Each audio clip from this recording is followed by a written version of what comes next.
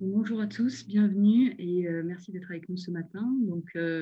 Avec Timothée, nous allons vous présenter nos structures et notre offre d'accompagnement des représentants du personnel qui souhaitent se saisir de leurs prérogatives environnementales.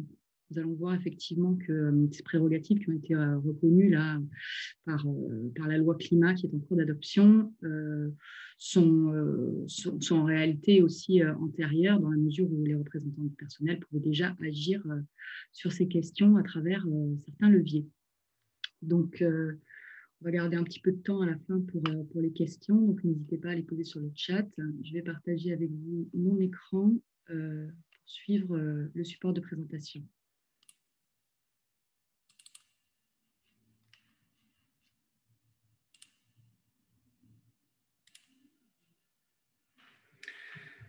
Voilà, donc les représentants du personnel, on entend pas mal parler en ce moment, effectivement, ont de nouvelles prérogatives environnementales qui sont en cours d'adoption, donc à travers la loi climat qui a été présentée au début de l'année et qui est en ce moment en deuxième lecture, qui a passé donc la première lecture à l'Assemblée nationale et qui est aujourd'hui en train d'être adoptée par le Sénat.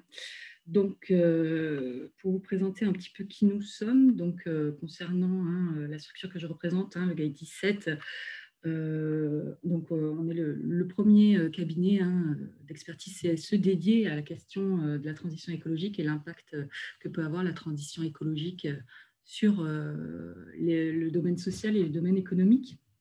Donc, effectivement, la transition écologique, à travers les politiques et les stratégies qu'elle implique, surtout avec les forts engagements qui ont été pris au niveau national, impacte les entreprises en termes d'activité, en termes d'évolution de leur activité, et donc impacte les salariés en termes de besoins de compétences, en termes de nouveaux métiers, en termes potentiellement de fermeture d'activité et donc de perte d'emploi et d'apparition de nouveaux métiers.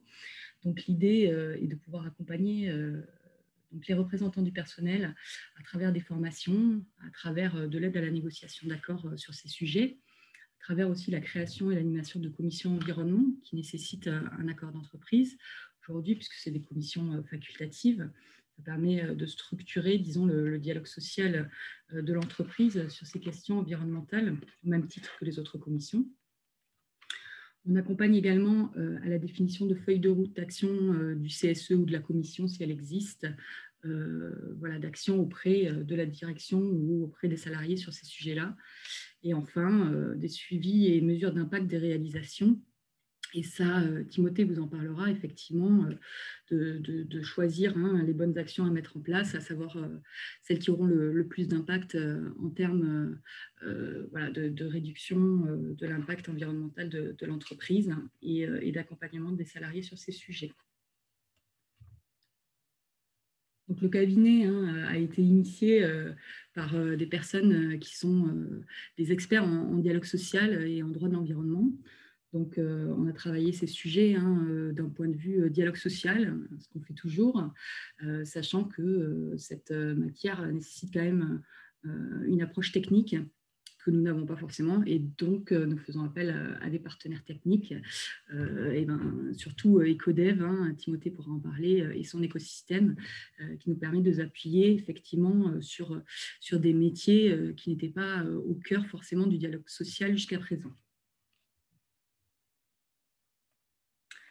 Alors, en termes d'accompagnement, que ce soit pour les CSE ou les organisations syndicales à tous les niveaux, au niveau de la section, au niveau de la fédération ou de la confédération, nous travaillons avec les représentants, le fait, comme je vous en ai parlé tout à l'heure, de créer une commission environnement avec cet accord qui permet effectivement de se poser la question de savoir qui fera partie de cette commission.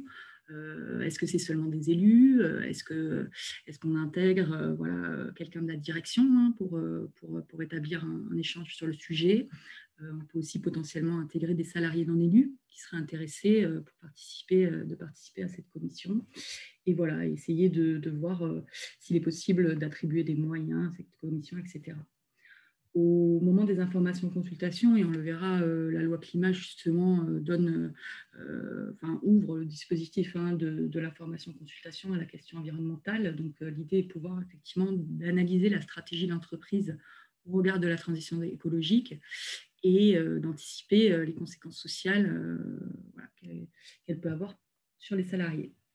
Le droit d'alerte environnementale du CSE, donc c'est un cadre réglementaire qui date de 2013, qui permet au CSE ou à un salarié, en passant par un représentant du personnel, d'alerter l'employeur sur des problématiques environnementales, ou de santé publique d'ailleurs, et la définition de feuilles de route et des formations sur ces sujets à destination des élus, mais également des délégués syndicaux, des représentants syndicaux, et toute la partie d'accompagnement sur la négociation d'accords sur des enjeux qui traitent de ces thématiques, notamment la mobilité qui est devenue une thématique de négociation obligatoire, mais aussi lors de la négociation sur l'épargne salariale, pour envisager de proposer des fonds responsables pour les salariés avec des critères ESG, des labels ISR, etc. Donc, pour vous expliquer un petit peu la genèse de l'intégration de la question environnementale au dialogue social, je voudrais revenir sur la question de transition juste, dont on entend beaucoup parler, surtout depuis en réalité le mouvement des Gilets jaunes en 2018. Donc cette notion de transition juste, en fait, essaie de comprendre quelle est la convergence entre les intérêts sociaux et les intérêts environnementaux, et de faire en sorte que la transition écologique soit anticipée au niveau social pour éviter des incompréhensions et faire en sorte qu'elle soit menée avec tous les acteurs qui en seront impactés et donc acceptés et réussis. Donc, c'est une notion qui n'est pas forcément récente en réalité. Vous voyez, la Confédération syndicale internationale en 2009, du coup, commence à en parler et à expliquer effectivement que l'impact social doit être anticipé avant toute mesure de transition écologique. Ensuite, au moment de 2015, au moment de l'accord de Paris, dont vous avez sans doute entendu parler, l'OIT, donc l'Organisation internationale du travail, publie les principes directeurs pour une transition juste, justement, qu'elle définit. Et d'ailleurs, le préambule de l'accord de Paris stipule le fait que la mise en œuvre des politiques climatiques ne doit pas se faire au détriment des travailleurs. De façon plus récente et plus concrète, il faut savoir que l'Union européenne a créé un fonds pour une transition juste, qu'elle a doté de 43 milliards d'euros, qui seront dépensés courant 2021 à 2027 pour justement accompagner la transition des travailleurs qui seront impactés par la transition écologique. Pour vous donner des exemples, c'est sûr qu'au niveau européen, on va d'abord se concentrer, l'Europe va utiliser ces fonds pour une grande partie pour la fermeture des centrales à charbon en Allemagne, en Pologne. En France, on a fermé des centrales thermiques l'année dernière. Il y a une partie de ce fonds qui va à la France. Il y a à peu près 1,3 milliard pour accompagner effectivement les travailleurs impactés par des politiques de transition écologique, étant donné que ces politiques, effectivement, repensent et, de façon parfois assez brutale notre tissu économique. Concernant l'adoption de cette fameuse loi climat qui attribue des prérogatives environnementales aux représentants du personnel, pour vous donner un petit peu le parcours d'adoption et la raison finalement de reconnaissance de ces prérogatives environnementales pour les représentants du personnel. Alors si on part de 2015, qui a été le lancement de la stratégie nationale bas carbone de la France, qui prévoit de rendre la France climatiquement neutre en 2050. S'ensuit l'entrée en vigueur de l'accord de Paris en 2016. En 2018, donc, suite des politiques en réalité de transition écologique, de taxation carbone, en fait, qui a vocation du coup à réduire drastiquement nos émissions de gaz à effet de serre, en tout cas en Europe, à travers le système d'échange de quotas. Un mouvement social national Bon, évidemment, il y a d'autres sujets, mais je ne vais pas rentrer dans les détails, mais disons que c'est vrai que la taxation carbone a quand même mis le feu aux poudres, et c'est pourquoi s'en est suivi pas mal de dispositions du coup de transition juste. Donc, le mouvement des Gilets jaunes, hein, génère le grand débat national qui a été organisé par le gouvernement. Grand débat national qui engendre la Convention citoyenne pour le climat. Donc la Convention citoyenne pour le climat, ce sont ces 150 citoyens tirés au sort pour faire des propositions, hein, de mise en place de la transition écologique tout en la rendant acceptable. Donc, donc voilà, donc ces 149 en réalité propositions, hein, ont fait l'objet de 2 projets de loi, hein, d'une part projet de loi de finances en fin d'année dernière et le projet de loi climat qui a été présenté en février en Conseil des ministres par le gouvernement et qui est en cours d'adoption. Donc là, effectivement, on a mis adoption prévue juillet, donc ça date un peu, mais en réalité, ça a été repoussé, c'est plutôt en septembre. La date d'adoption. Donc, voilà pour la loi climat.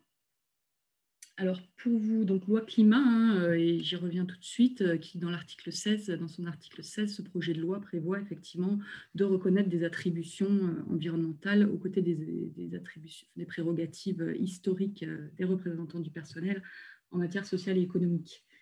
Il faut savoir que cette proposition, hein, de la Convention citoyenne pour le climat n'est pas la seule qui a été faite concernant, hein, l'intégration de la question environnementale au dialogue social. Quand même, c'est pas quelque chose qui sort de nulle part, et effectivement d'autres acteurs, hein, stratégiques, hein, d'un point de vue politique nationale avaient déjà, hein, et continué à proposer le fait que le dialogue social intègre la question environnementale. Vous avez notamment France Stratégie, hein, qui conseille, hein, le cabinet du Premier ministre, qui mentionnait du coup en mars 2019 sur ces recommandations d'impliquer les salariés et leurs représentants en amont, hein, des étapes de la démarche RSE, d'associer plus fortement les salariés, que la RSE devienne un sujet du dialogue social, etc. Donc cette fameuse proposition de la Convention citoyenne pour le climat qui a abouti à la proposition de loi, donc l'article 16 du projet de loi climat, donc était donc le renforcement du rôle des CSE dans l'information et la consultation sur le reporting RSE des entreprises, notamment aussi une obligation que le CSE soit informé et consulté chaque année par la direction de l'entreprise sur le rapport devant être publié, hein, donc cette fameuse, le rapport RSE qui est devenu la déclaration de performance extra-financière. Et la Convention citoyenne demandait également qu'une expertise, hein, de ce rapport soit financée par l'employeur afin que les représentants du personnel puissent, hein, exploiter ces documents et les analyser avec des experts.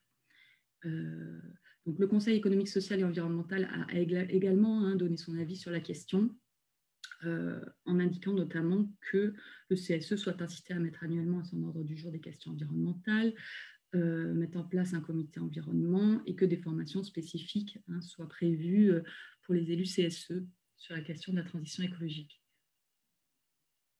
Alors, cette fameuse loi climat et cet article 16, qu'est-ce qu'il a décidé de proposer? Donc, différentes choses. Alors, d'une part, les enjeux environnementaux figureront désormais parmi les attributions générales du CSE. Ensuite, chaque procédure d'information-consultation du CSE devra prendre en compte les conséquences environnementales des activités de l'entreprise. Donc, ce n'est pas une nouvelle, en réalité, information-consultation qui a été ajoutée, hein, aux consultations récurrentes qu'on connaît, comme ça avait été demandé par la Convention citoyenne. Donc, c'est les informations-consultations récurrentes actuelles, donc les 3 qu'on connaît, hein, qui doivent aujourd'hui être interprétées au regard aussi de la transition écologique. Et enfin, donc là, ça concerne plutôt les délégués syndicaux, les négociations relatives à la GPEC, donc la gestion prévisionnelle des emplois et des carrières, en branche comme en entreprise, devront désormais intégrer les enjeux de la transition écologique. Donc le fait effectivement de veiller à la montée en compétences des salariés dont les métiers évoluent au regard de la transition écologique.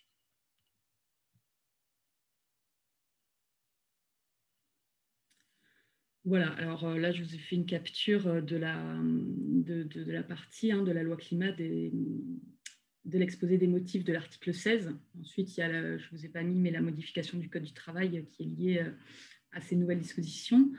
Donc, l'article 16 intègre le sujet de la transition écologique parmi les attributions du comité social et économique. Chaque thématique faisant l'objet d'une procédure d'information et de consultation du CSE devra prendre en compte les conséquences environnementales des activités de l'entreprise. Donc, voilà, donc la reconnaissance de ces fameuses prérogatives environnementales. Ensuite, concernant la GPEC, voilà, ça c'est la suite de l'exposé des motifs de cet article. Donc cet article permettra par ailleurs de renforcer les négociations relatives à la gestion prévisionnelle des emplois et des compétences afin qu'elles prennent en compte au sein de l'entreprise les enjeux de la transition écologique. Voilà pour la loi climat. Alors, la place des organisations syndicales. Donc, toutes les centrales aujourd'hui se sont positionnées sur la question de la convergence des intérêts sociaux et environnementaux. Différentes actions ont été faites en ce sens. Je vais vous en donner quelques-unes. Alors voilà, par ordre chronologique, la CFE-CGC a fait le choix d'adhérer au Global Compact France. Alors, le Global Compact France appartient à l'ONU et est présent dans tous les pays de l'ONU, donc, et accompagne les organisations dans la mise en place d'une démarche donc plus large que l'environnement social et environnemental, avec des indicateurs, les 17 ODD, que vous avez peut-être déjà vu quelque part, et qui ont été créés et qui sont mis en œuvre, en tout cas accompagnés dans les organisations par le Global Compact. Ensuite, la CFDT, l'UNSA et la CFTC se sont alliés avec plusieurs ONG et associations environnementales. Voilà, je vous en ai mis quelques-unes. Évidemment, la liste est plus longue, donc France Nature Environnement, Oxfam, le RAC, etc., pour créer le pacte du pouvoir de vivre, donc sur des enjeux également de convergence des intérêts sociaux et environnementaux. On a ensuite le collectif Plus Jamais Ça, ou le jour d'après, qui a été créé, qui a été créé, donc la CGT, FSU Solidaire, aux côtés d'ONG aussi, ces logos, il y en a d'autres, je vous invite à aller les voir, donc Amis de la Terre, Greenpeace, Attaque, etc. Pour travailler effectivement ces sujets-là et faire des propositions communes, en fait, pour repenser un petit peu la façon dont la société fonctionne et pouvoir accompagner ces changements. Donc, plusieurs actions sont menées par les organisations syndicales, donc des prises de position nationales et territoriales. D'ailleurs, les organisations syndicales ont été auditées par les parlementaires pour la loi climat, des négociations d'accords de branche et d'entreprise, donc relatives à ces questions aussi, et création de commissions environnement dans la mesure où effectivement la création aujourd'hui d'une commission facultative au sein des CSE nécessite un accord d'entreprise. Donc, comme je vous le disais, et je vais laisser ensuite la main à Timothée pour vous présenter sa structure et son accompagnement, du coup, lui, plus sur les activités sociales et culturelles et repenser les dépenses. Je vous expliquais effectivement qu'il existe plusieurs leviers d'action et de mise en œuvre dont disposent les représentants du personnel, qui sont aussi pas forcément nouveaux, mais préexistants à cette loi climat. Je pense notamment au devoir de vigilance, au droit d'alerte environnementale du CSE, l'utilisation de la BDES, qui devient d'ailleurs la BDES-E, avec des éléments extra-financiers maintenant, qui doivent être partagés avec le CSE au moment des informations consultation. Et d'ailleurs, ces informations que sont le fameux bilan carbone, la déclaration de performance extra-financière, le reporting extra-financier des investisseurs, donc plus sur l'orientation des fonds et de la transparence sur les investissements. Le plan de vigilance, qui est la matérialisation du devoir de vigilance. Voilà, donc des analyses qui sont possibles au moment que ce soit des informations de consultation ou de la négociation, que ce soit des NAO ou d'autres types de négociations plus ponctuelles. Voilà, l'idée, c'est c'est de pouvoir appréhender cette nouvelle matière, se former sur ces questions et d'accompagner les élus afin qu'ils puissent être force de proposition hein, vers la direction comme vers les salariés qu'ils représentent. Voilà. Voilà, écoutez, je vous laisse avec Timothée qui va vous présenter du coup sa structure et la façon dont il nous accompagne effectivement pour accompagner les représentants sur ces enjeux. Mathilde, je vais relaisser la main. Et du coup, je suis ravi parce que du coup, ça va faire quand même un certain nombre d'années finalement. Je vais présenter rapidement Ecodev et moi-même, mais qu'on a fait un certain nombre d'initiatives pour accompagner, alors historiquement des CE plutôt dans leur activité quotidienne. Et c'est vrai que de voir l'évolution réglementaire bouger et s'associer aujourd'hui avec GAI 17 aide à être beaucoup plus pointu dans cet accompagnement et plus ambitieux. Donc peut-être avant de commencer sur le sujet du jour, je me présente, je suis cofondateur, hein, Timothée Keller, cofondateur d'Ecodev. Donc j'ai monté Ecodev il y a presque 12 ans maintenant et on accompagne historiquement du coup, les organisations dans leur politique RSE ou définition finalement de stratégie associée avec une raison d'être qui est réveiller ou éveiller les organisations pour stimuler l'engagement et provoquer le changement. Donc c'est assez clair normalement. On a différents métiers donc, qui vont du conseil stratégique au déploiement opérationnel en passant par la mesure d'impact qui va être le sujet du jour principalement et la conduite de changement sur différentes thématiques métiers qui sont la RSE, les enjeux climat, la mobilité, biodiversité et également depuis peu l'économie circulaire. Alors on a un certain nombre de valeurs que je vous partage, je ne vais pas rentrer dans le détail, et un certain nombre d'engagements puisque ça va faire une bonne dizaine d'années qu'on tente autant que possible de s'appliquer nos recommandations à nous-mêmes finalement. Donc on a fait l'exercice d'avoir une communication sur ces engagements. Alors, la mesure d'impact. Donc, moi, j'étais ravi, effectivement, parce que ça va faire plus d'un an qu'on échange avec Mathilde et qu'on travaille sur des missions communes pour objectiver, finalement, ce qu'on peut appeler être une politique responsable, durable ou tout simplement lancer ou mettre en mouvement les réflexions sur les bons rails, quelque part, pour s'assurer qu'on soit bien dans une amélioration continue. Alors, sur l'actualité, on peut se dire finalement, si on regarde d'un œil très technique, qu'un CSE, au-delà de toutes les prérogatives et les enjeux légaux que Mathilde connaît parfaitement mieux que moi, puisqu'elle accompagne un certain nombre de structures sur le sujet, on peut aussi se dire, de manière très simpliste, hein, que c'est comparable à une centrale d'achat. C'est-à-dire qu'une partie des activités ASC sont clairement comparables à une politique achat d'un grand groupe. Et puis, on a des CSE qui sont quand même avec des budgets et des investissements assez forts et qui, du coup, ont des impacts. Donc, ces activités ont quelques conséquences. J'en ai cité 4. Ça met en avant des sujets plutôt que d'autres. Hein. Un loisir, j'envoie mes collaborateurs ou je propose aux salariés d'aller faire des randonnées, par exemple, dans les Alpes ou faire du quad dans un hangar. Ce n'est pas du tout la même, on va dire, activité. Et du coup, ça alimente économiquement des filières, des entités à part entière. Et là, on peut se poser la question, on a eu, nous, les questionnements il y a déjà une dizaine d'années, c'est qu'est-ce qu'une activité finalement responsable au regard de nos enjeux climatiques, par exemple, ou de nos enjeux sociaux. Donc, ça permet de valoriser en même temps ou de prendre parti sur des thèmes, sur des sujets. Est-ce que je vais plutôt être une tendance sport, loisirs, culturel, santé voilà. Donc, on peut se dire qu'il y a ces positionnements qui vont avoir derrière des conséquences, au-delà du fait de pouvoir finalement permettre aux salariés d'avoir des pouvoirs d'achat complémentaires. Bon, tout ça, finalement, derrière, malheureusement, c'est des rejets de gaz à effet de serre et c'est des impacts socio-économiques qui peuvent être bénéfiques ou négatifs de manière générale. Bien évidemment, j'ai mis mais pas que, parce que la volonté des activités ASC n'est pas uniquement d'envoyer des rejets de gaz à effet de serre, mais c'est une des conséquences qu'il faut commencer à prendre en compte, qui était historiquement peu scannée par les employeurs. C'est-à-dire que la politique et la contrainte réglementaire historique disaient aux employeurs, entreprises, hein, privées principalement, de faire ce calcul et avec des périmètres qui peuvent être on va dire, controversés. Et on pourrait se poser la question de savoir s'il faudrait intégrer par défaut ce périmètre des activités ASC dans une empreinte environnementale. Je ne réponds pas à la question, hein, je la pose simplement parce que l'idée, en tout cas, nous, de notre approche, ça a été de se dire comment on peut utiliser un certain nombre d'outils pour accompagner ces structures, donc que ce soit finalement section syndicale ou CSE, pour à la fois, et je reviendrai dessus, mais les aider dans leur quotidien et peut-être aider à avoir des outils pour challenger la politique de l'employeur.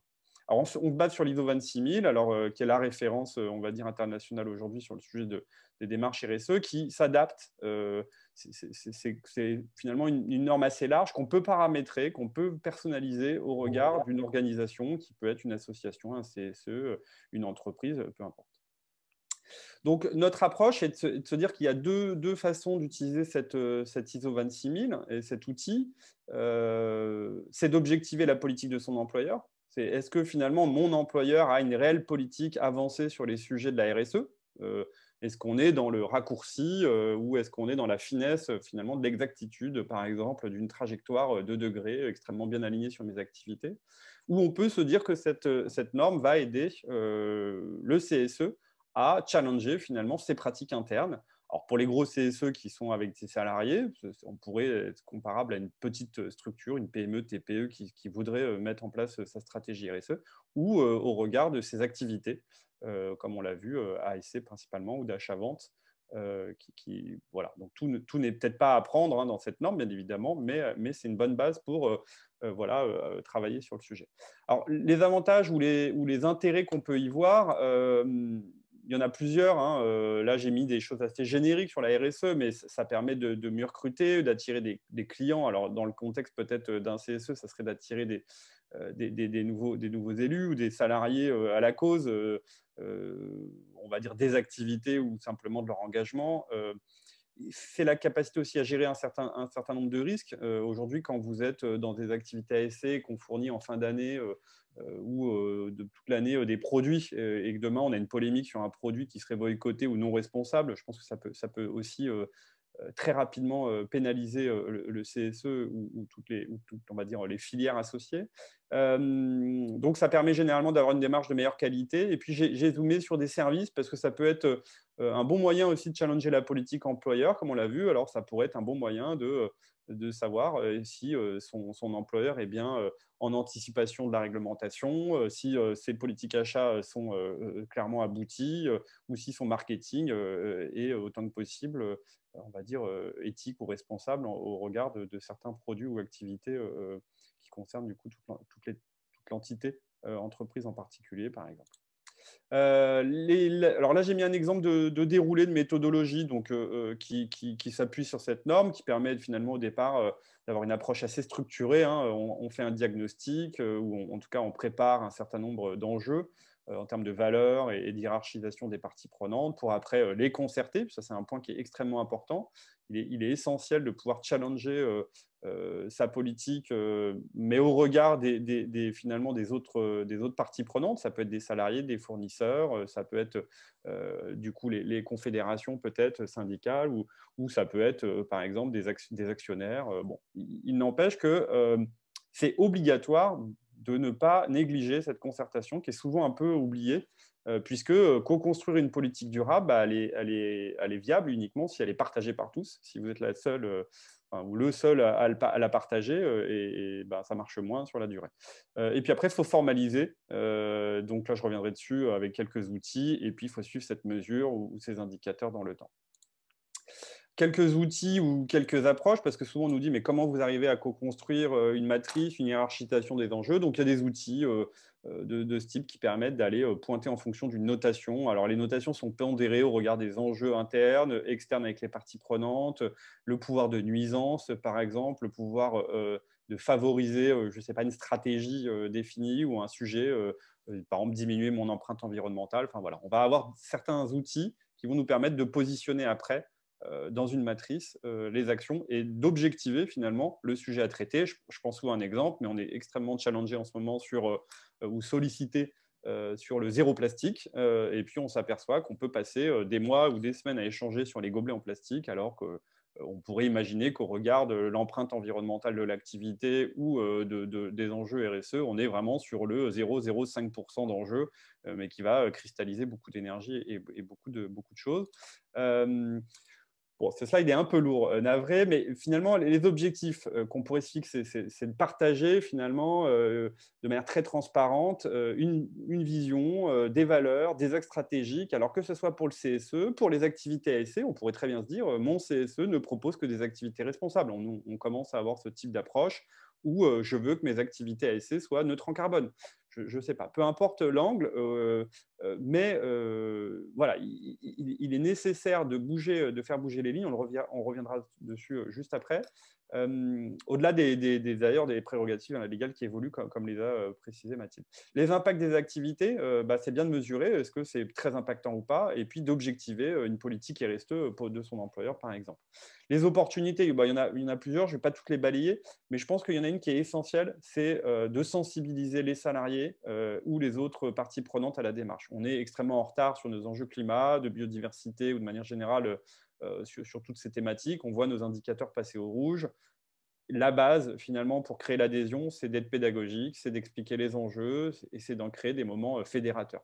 Donc, partager ces bonnes pratiques, partager les difficultés, partager finalement avec qui on échange, quelles sont, on va dire, les nouvelles tendances. C'est essentiel, puisque sans les partager, vous avez du mal à les partager, on va dire, à les faire avancer, ces thématiques, puisque un certain nombre de ces sujets, s'ils ne sont pas compris, peuvent vous desservir finalement, soit sur des élections, soit sur après des conflits internes. Voilà. Donc c'est un point important. Sachant qu'aujourd'hui, autant il y a une dizaine d'années, quand on débutait sur ces thématiques chez Ecodev, on voyait bien que c'était un sujet assez marginalisé ou assez écolo convaincu. J'ai envie de dire, aujourd'hui, la grande majorité des Français sont dans une dynamique, et les sondages le montrent, qui est en attente sur ces sujets. Alors, les bonnes pratiques, il y en a plusieurs. Bon, je ne vais pas revenir sur le détail, parce que tout de même, vous recevrez le document, mais je pense que le point à zoomer là, c'est à la fois de contrôler les données et de les objectiver donc, de manière très transparente, puisque du coup, quand on a des données tangibles, c'est beaucoup plus simple d'éviter les débats ou le côté subjectif. Et c'est aussi d'avoir une démarche transparente et sincère. C'est-à-dire que personne n'est parfait. Tous ici, là, autour de ce webinaire, a probablement une empreinte carbone bien plus élevée que ce que nos accords de Paris nous demandent. L'idée, ce n'est pas de se flageller, c'est plutôt comment on est dans une amélioration continue et comment on objective cette amélioration pour dépenser son énergie sur les sujets les plus pertinents. Alors, j'ai voulu faire un zoom sur la partie carbone parce que c'est la base de beaucoup d'enjeux environnementaux. Hein. Les sujets climat sont aujourd'hui structurés dans les établissements, associations, entreprises, peu importe, par une méthode qui s'appelle méthode bilan carbone, développée dans les années 2000 par Jean-Marc Jancovici et qui a fait pas mal ses preuves, on va dire, ces dernières années. L'objectif, c'est de diminuer ses consommations, finalement, ou ses factures, ou d'avoir une rentabilité plus accrue, parce qu'aujourd'hui, une grande partie de nos émissions de gaz à effet de serre sont indexées à des coûts et à des dépenses. Donc, en fait, si on a un prisme économique, ça aide finalement à être un meilleur acheteur. Et surtout, c'est un super outil pour réduire finalement son empreinte. Alors, comment ça fonctionne? On définit des périmètres. Alors, le contexte réglementaire, historiquement, pour les entreprises est assez light. Hein, c'est Scope 1 et Scope 2, ce qui n'est pas représentatif de la réalité de l'empreinte environnementale. Ça, c'est un bon premier point pour challenger peut-être la politique de son entreprise, ou tout simplement, en tant qu'activité, on va dire, ASC, peut-être faire une vraie comptabilité. Quand je dis une vraie, c'est une comptabilité qui est représentative des réels impacts que du coup ces acquisitions, ces achats ou ces loisirs, on va dire de manière générale, ont réellement sur notre climat. Donc on définit un périmètre. On va ensuite prendre un certain nombre de critères qui sont du coup ce qu'on appelle des postes dans le vocabulaire carbone, qu'on va convertir avec ce qu'on appelle des facteurs d'émission. Et ça nous permet de faire des petits produits en croix qui nous amènent à une empreinte carbone ou une empreinte CO2. En gros, tant de kilowattheures achetés en France en nucléaire, c'est tant d'empreintes carbone. Si c'est de l'électricité fournie par d'autres industries renouvelables ou énergie, on va dire, type gaz, on a d'autres impacts et donc d'autres facteurs d'émission. Et puis, on fait ça surtout en fait, sur ce qu'on pourrait acheter, alors que ce soit des loisirs, du matériel, notre alimentation. Voilà. L'idée, c'est d'être très exhaustif et de prendre toutes ces dépenses énergétiques, finalement, et ces dépenses financières, et les convertir en carbone. Une mission, généralement, s'accompagne de grandes étapes, hein. C'est un cadrage, des collectes de données, et puis travailler sur vraiment la partie exploitation de ces résultats, identifier les postes les plus émetteurs et ainsi réduire autant que possible. Mais il y a une étape et des étapes qui sont essentielles aujourd'hui quand on travaille avec des CSE, c'est d'avoir une concertation avec les élus, éventuellement des salariés volontaires, et co-construire cette feuille de route et ce plan d'action. L'idée, c'est d'éviter de parachuter une action qui dirait on arrête l'avion dans nos activités ASC parce qu'on vient contre les vols, parce que c'est trop émetteur de CO2, par exemple. On peut peut-être avoir un première étape qui est de travailler sur le voyage responsable avant d'arriver à cette prise de décision, si jamais on estime qu'elles sont pertinentes ou pas. Moi, je ne rentre pas dans le débat finalement philosophique, hein, ou de la vision de société associée aux activités et au fonctionnement. Par contre, ce qui est intéressant, et c'est là où avec Gay 17, on a une complémentarité évidente, c'est qu'on va amener des éléments techniques, des données, et après, il y a une ingénierie quelque part de déploiement de ces idées, mais de le co-construire pour justement être dans la création de ponts et éviter d'avoir des murs qui se figent entre différents services, ou entités ou personnes. Et puis après, on élabore cette stratégie en termes de prise de parole aussi, puisque du coup, on a bien en tête la volonté de créer l'adhésion autant que possible avec les collaborateurs et les salariés pour pérenniser cette démarche. Les étapes bilan carbone, elles sont assez simples. On est sur un sujet finalement qui est très mécanique, hein. On fait des sensibilisations, on définit des paramètres, on collecte des données, on les traite, et après on établit des pistes d'action pour lancer des plans de réduction. Voilà. Bon, on peut se poser la question de la définition du périmètre avec est-ce que mon activité, est-ce que mon entité, est-ce que on va dire mon fonctionnement reste inchangé si je retire un flux. Si la réponse est oui, très bien, je n'ai peut-être pas besoin de le prendre en compte. Si ma réponse est non, et que ça perturbe mon activité, je suis obligé de le prendre en compte. Donc, c'est une espèce de question pour être honnête, on va dire, avec soi-même et sur les enjeux climat. Donc voilà, gardez ça en tête. Je passe très rapidement sur l'outil. Bon, c'est assez technique, mais peu importe, c'est un énorme outil avec énormément de cases à remplir, et c'est le travail qu'on fait généralement pour les entités.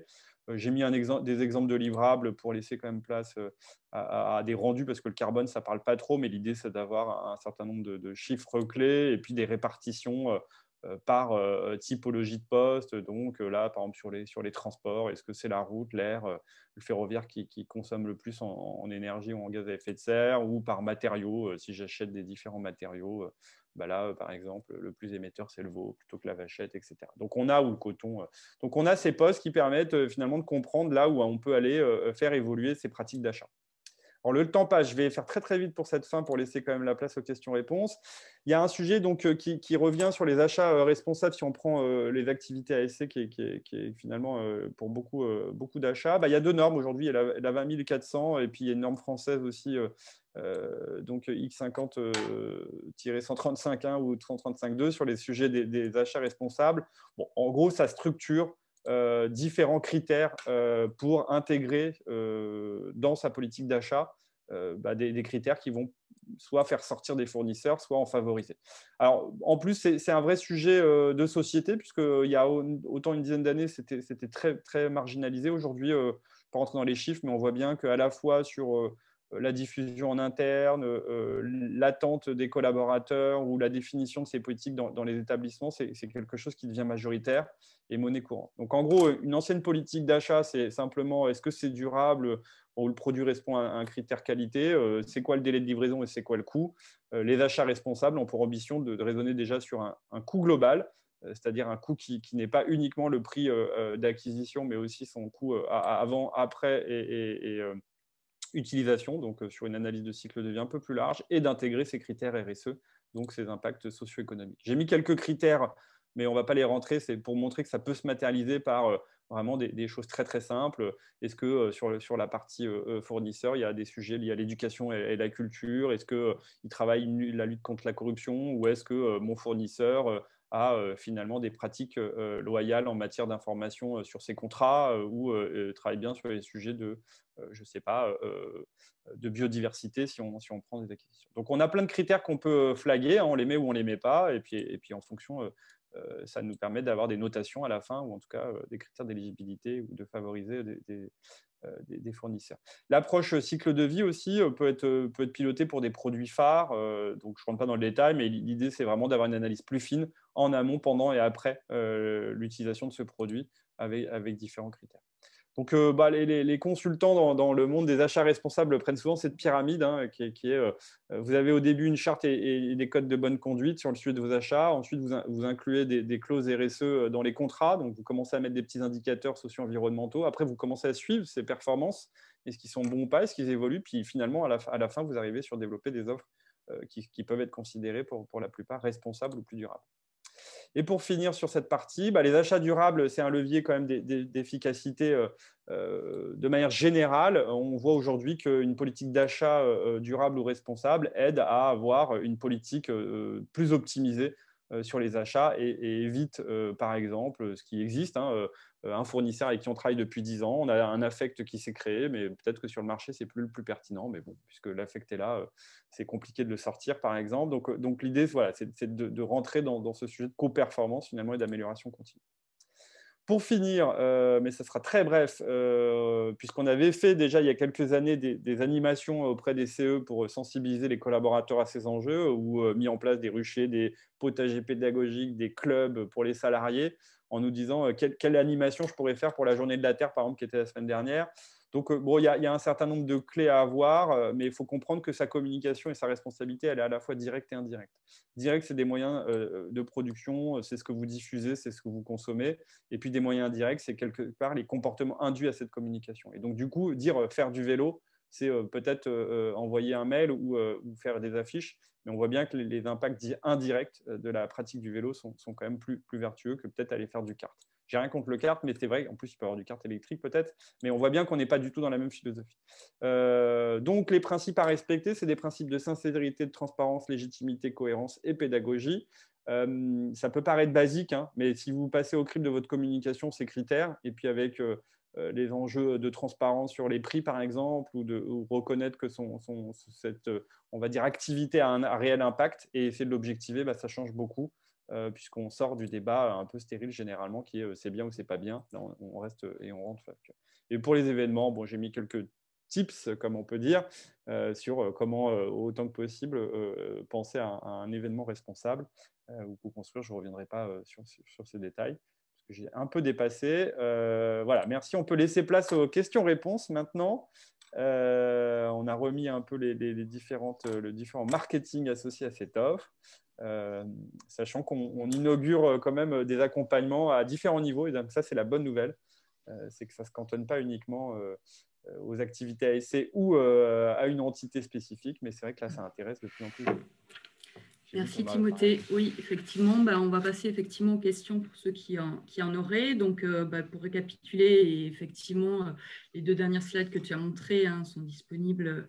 On vous les a envoyées en général, normalement, qui concernent effectivement l'accompagnement sur les prérogatives légales et l'échange avec la direction dans le cadre des missions habituelles et nouvelles des représentants du personnel. Donc, dans le cadre des informations consultations, dans le cadre de la négociation annuelle obligatoire ou d'autres types de négociations. Et effectivement, l'accompagnement sur l'orientation et la responsabilisation, disons l'interrogation de ces dépenses ASC au regard de la transition écologique dont vous a parlé Timothée. Donc, Thomas nous fait les questions, c'est ça? Je t'ai vu apparaître.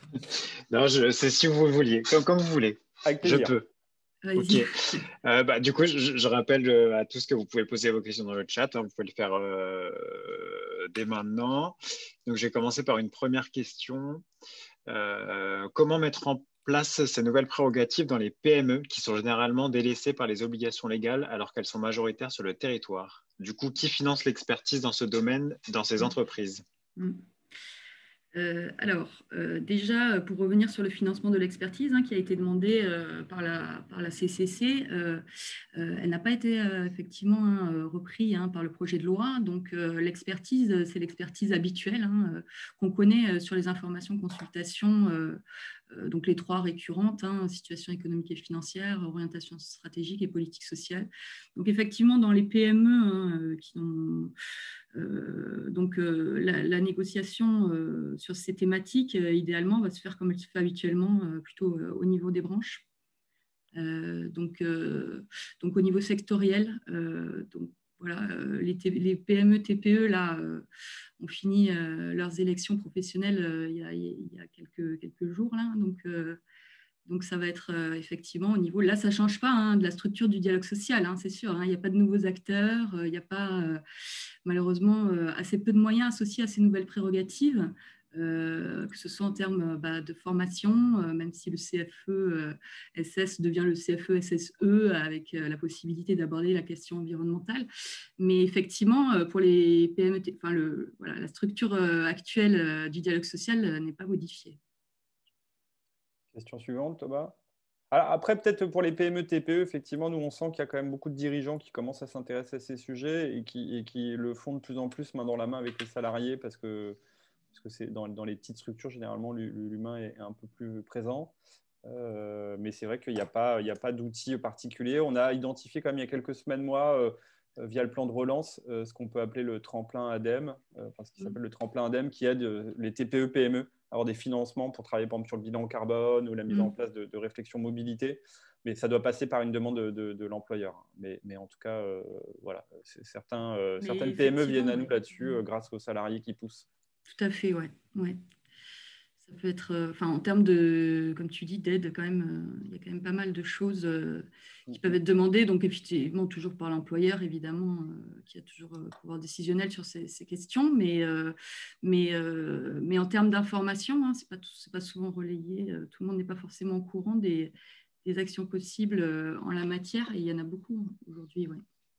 Thomas, question suivante. Merci. Oui, tout à fait. Alors, peut-être un petit rappel. Faut-il un accord même dans les entreprises de plus de 300 salariés où la commission est obligatoire? Alors, j'imagine que c'est sur la commission environnement? Oui, c'était au début. Alors, la commission environnement n'est pas obligatoire, ni même dans les entreprises de plus de 300 salariés. Elle est tout à fait facultative. Donc, effectivement, il faut un accord, peu importe l'effectif de la société, pour créer une commission facultative, pas que environnement, quelle qu'elle soit en réalité. Donc, c'est pas forcément négatif dans la mesure où ça permet d'ouvrir un échange, effectivement, avec la direction, puisqu'on a besoin de leur accord pour mettre en place cette commission. Pour autant, pour être très transparente, j'ai accompagné des CSE qui voulaient créer cette commission, donc du coup par accord, qui a été refusé par l'employeur. Bon, peu importe. En général, c'est parce que le climat social est très mauvais et donc tout ce qui vient du CSE ou de ZOS est refusé. Donc là, ça a été le cas 2-3 fois. Et donc, le CSE s'est constitué en groupe de travail, en appelant ça un groupe de travail sur la thématique environnement et n'a pas créé de commission. Pour autant, ça ne l'a pas empêché d'identifier les élus qui souhaitaient s'intéresser à ce sujet, se réunir en groupe de travail, faire des comptes rendus de groupe de travail, etc., sans utiliser le mot commission. Voilà, donc c'est possible. Merci. Troisième question. Au sein d'un même syndicat, il peut y avoir certains militants qui freinent encore sur le fait de passer avec un mode de gestion ASC 100% durable. Avez-vous des exemples d'ASC 100% RSE? Alors, je vais être assez direct sur la réponse. Non, je pense qu'aujourd'hui, il n'y a aucune entreprise d'ailleurs, ou quasi aucune, et aucun CSE ou de manière générale, activité ASC qui sont 100% responsables. En fait, on voit que c'est une dynamique qui est lancée depuis quelques années, qui est de se poser la question des impacts qu'on a lors de nos consommations. Après, et on a une tendance à avoir de plus en plus des marques qui seraient un peu plus responsables que d'autres, des gens qui vont, je le vois dans le chat, mais par exemple, on va dire, fléchés et orientés vers des acquisitions, des matériaux, des activités plus responsables que d'autres. Mais aujourd'hui, on est très loin d'avoir quelque chose qui est 100% responsable. Le meilleur achat, de toute manière, c'est celui qu'on ne fait pas sur ces sujets, puisque même quelque chose qui peut être, on va dire, considéré comme responsable ou durable, a un impact au final.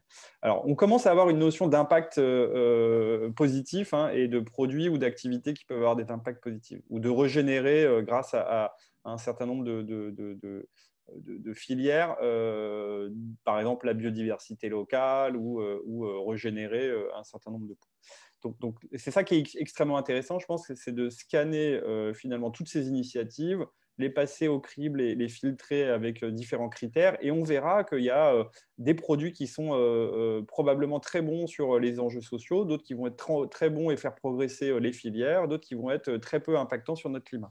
Et c'est ça qu'il faut avoir en tête pour pouvoir faire ce mix qu'on pourrait appeler une offre la plus responsable possible. Mais je prends souvent deux exemples et j'arrêterai après sur cet exemple. Mais vous prenez aujourd'hui les symboles un peu de nos cadeaux responsables, hein, le tote bag par exemple, ou certaines marques responsables avec des filières coton bio ou des chaussures extrêmement bien conçues avec des matériaux naturels. En fait, quand vous commencez à faire des calculs environnementaux sur ces sujets, ça marche si, par exemple, le tote bag, alors j'ai plus les chiffres en tête, mais si vous le gardez l'équivalent de 20 ans et vous l'utilisez tous les jours. Sinon, c'est mieux d'avoir un bon vieux sac en plastique. Alors, bien évidemment, le sac en plastique tue la tortue que le tote bag ne tuera peut-être pas dans les océans parce qu'il va se décomposer plus rapidement. Donc, voilà. Mais là, on n'est plus sur un impact climat, on est sur un impact biodiversité. Mais donc, si on prend l'impact climat, aujourd'hui, avoir tous 37 sacs chez soi parce qu'on a fait 37 conférences avant Covid et qu'on nous avait tous offert un tote bag, bah, ça ne marche pas en fait à l'échelle du climat et de la planète. Et c'est comme sur les vêtements, avoir des vêtements responsables, c'est très bien. Mais si vous achetez plus de 2-3 kilos par an de ces vêtements, ça ne marche plus sur votre quota carbone. Donc attention à ce sujet de croissance infinie basée sur une croissance verte ou que des produits responsables, parce qu'en fait, à une petite échelle, ça peut être une bonne transition et ça marche. À des grandes échelles, faut se poser la question, parce qu'il y en a qui marchent et d'autres, ça ne marche pas du tout. Voilà. Donc, tout ça pour décomplexer. Personne n'est parfait sur ces sujets. Le mouvement est en route. Par contre, il y a des super initiatives. Et effectivement, nous, on voit qu'il y a quand même des structures, des activités qui cochent beaucoup de cases et qui, au-delà de cocher des cases techniques, RSE, carbone, ou ce genre de choses, sont des marques hyper attrayantes et hyper, on va dire, qui ont le vent en poupe pour les consommateurs. Donc ça, c'est la bonne chose, c'est qu'on voit que consommer mal, quelque part, devient quelque chose d'assez banni dans la volonté des consommateurs. Et on est de plus en plus là en train de parler de transition sur ces consommations. Bon, c'était un peu long, mais voilà. Je pense que le 100% ne mérite pas d'exister encore. Enfin, mériterait, mais n'existe pas encore. Mais c'est toute la valeur ajoutée qu'on peut avoir, je pense, aujourd'hui sur ces sujets. Merci. Peut-être une toute dernière question, c'était pour rebondir à la question posée à Mathilde juste avant. Sandrine qui ne dit pas forcément un accord d'entreprise, mais que cela soit porté au règlement, suffit-il? Et non, malheureusement, ça ne suffit pas. Et c'est ça depuis les ordonnances Macron, hein. Le fait de créer une commission facultative nécessitait un accord d'entreprise. Ce n'était pas le cas effectivement avant, et on pouvait simplement, en modifiant le règlement intérieur, en faisant un vote à main levée, créer une commission facultative. Aujourd'hui, ce n'est plus le cas. Il faut passer par accord d'entreprise. Ouais. Donc, que ce soit au moment des élections professionnelles, hein, dans l'accord préélectoral, que ce soit l'ouverture d'une négociation spécifique, voilà, pour créer une commission.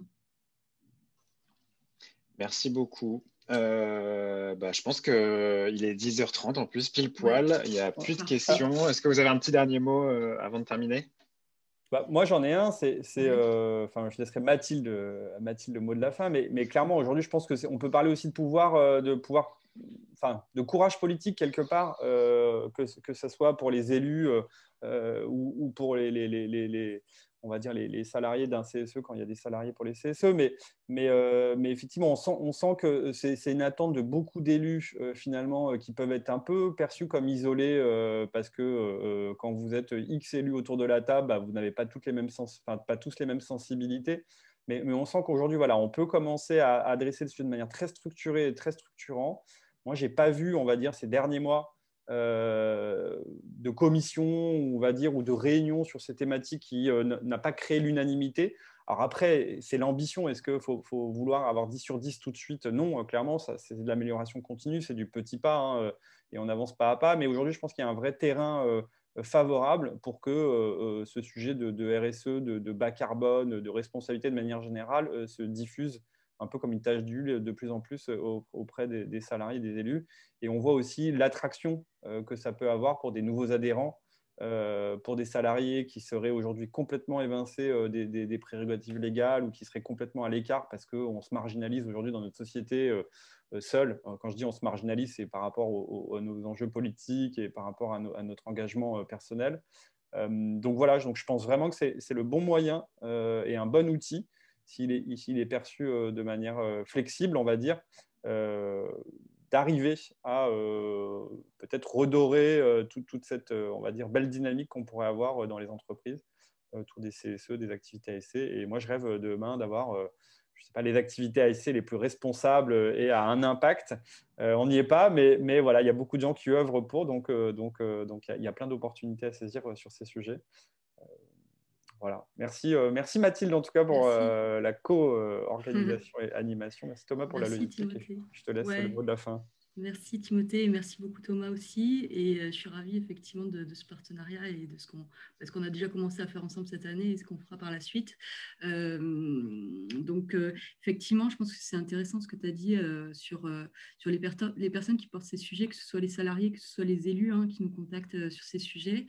Je pense que l'idée, c'est pas du tout de transformer les OS ou les CSE en ONG à l'intérieur des entreprises. Je veux dire, c'est pas du tout leur rôle, à mon sens, et c'est pas du tout la vocation qu'on a d'en faire. C'est pas non plus du tout l'esprit du texte de loi climat sur cette partie-là.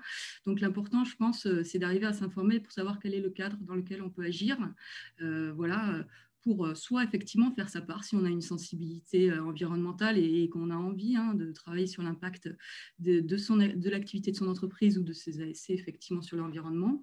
Mais d'autre part, je voulais rappeler quand même que, en fait, si on prend un peu de recul vis-à-vis de ça, sans avoir de sensibilité environnementale, comme j'essayais de l'expliquer un petit peu, mais c'est vrai que c'était rapide, au niveau des politiques de transition écologique, au niveau des stratégies sectorielles et d'entreprise, l'impact de la transition écologique est quand même assez, et va devenir de plus en plus important, étant donné les engagements qu'on a pris au niveau national, notamment avec la neutralité carbone, etc. Et donc l'impact social et économique est particulièrement important. Je compare parfois à l'arrivée du numérique en entreprise, en fait. Donc, en fait, en termes d'impact sur les métiers, sur les besoins de formation, sur des fermetures d'activités, sur l'apparition de nouveaux métiers, etc., c'est profondément du ressort des acteurs du dialogue social de s'intéresser à ces sujets. Voilà, au-delà de toute sensibilité écologique en réalité. Donc voilà, d'où l'idée de l'accompagnement et du travail qu'on a pu faire effectivement pour identifier quels étaient les besoins. Et dernière chose, parce que je vois qu'il y a une personne qui en a parlé au niveau de l'attente des salariés, effectivement, il faut quand même savoir que on assiste à une sorte d'activisme salarié qui vient en réalité des États-Unis avec la création de plus en plus importante et nombreuses de collectifs de salariés en dehors de tout cadre légal, en dehors du dialogue social, qui ont des revendications sur la question environnementale et sur la stratégie de l'entreprise en matière d'environnement ou en matière de climat. Donc ça, je crois que c'est une grosse problématique si le dialogue social ne s'en saisit pas, dans la mesure où ces collectifs de travail, d'ailleurs, ils ont été recensés par un collectif qui s'appelle Réveil écologique des étudiants, qui recense tous les collectifs de salariés qui se sont mis en place sur ces questions-là et qui agissent pas pour des petits sujets type effectivement gobelets, etc., et qui vont manifester leur désaccord avec la stratégie de l'entreprise et qui se mettent en danger en réalité dans la mesure où effectivement, déjà en termes de légitimité, on peut se poser la question, même s'ils sont parfois plusieurs centaines, voire milliers. Et voilà, ils se confrontent effectivement dans la mesure où ils n'ont pas de mandat à des problématiques disciplinaires. Donc voilà, c'était juste pour, au-delà effectivement de la prise de conscience, tout l'intérêt qu'a le dialogue social de se saisir de ces questions. Voilà, en tout cas, merci à tous et n'hésitez pas effectivement si vous voulez plus de... On te demande le lien du collectif des étudiants. On l'enverra. Très bien, je vais le mettre comme ça sur le chat direct, ce sera fait. Eh ben, merci beaucoup. Du coup, merci à tous. On vous envoie le support de présentation et on reste à votre disposition. Si vous avez des questions, n'hésitez pas, vous avez nos contacts. Et merci à tous. Merci, bonne journée. Au revoir.